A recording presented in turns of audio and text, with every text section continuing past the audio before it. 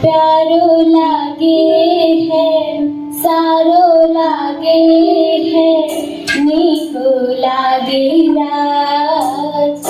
मरु देवानंद, मरु देवानंद,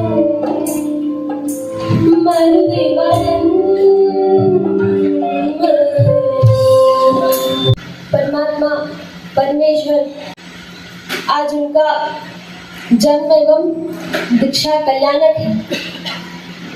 उसी कल्याणक अवसर पर हमारे गुरुवर गच्छाधिपति श्री आचार्य भगवान मुक्ति प्रभु सुरेश्वर जी महाराज साहब को भी दीक्षा दिवस की खूब खूब बधाइयाँ। जिस प्रकार से उन्होंने शासन की डोर संभाल रखी है और शासन के कार्य में अपना योगदान दे रहे हैं, उसी प्रकार आगे भी वे शासन के काम आते रहे और शासन की खूब प्रभावना करते रहे और सराक क्षेत्र में, सराक समाज में उन्नति की ओर जो उन्होंने प्रयास किया है वह बहुत ही अभी दिखाई देने लगा है कि सराक समाज अभी बहुत उन्नति कर चुका है।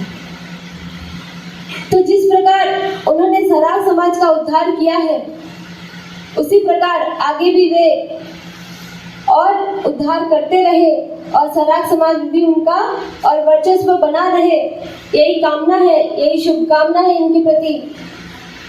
कहते हैं कि जीवन में गुरु की बहुत आवश्यकता है। आपको गुरु की आवश्यकता है? सबको है आवश्यकता गुरु की। क्यों है? आपको अपने जीवन में गुरु की आवश्यकता क्यों है? सिकंदर जब छोटा था तब वो अपने मित्रों के साथ बाहर खेल रहे थे। तो खेलते खेलते जो है वे राज दरबार में पहुंच जाते हैं। और राज दरबार में कौन बैठे थे? राजा सभा में बैठे थे। तो सिकंदर ने और उनके मित्रों ने राजा को देखा, तो सिकंदर के जितने भी मित्र थे वे राजा को प्रणाम करने लगे। और सिकंदर पहले राजा को देखता तो है, पर पहले प्रणाम किसको करता है? राज दरबार में बैठे हुए गुरु को पहले प्रणाम करता है, पहले गुरु की वंदना करता है, उसके पश्चात अपने पिता राजा को प्रणाम करता है।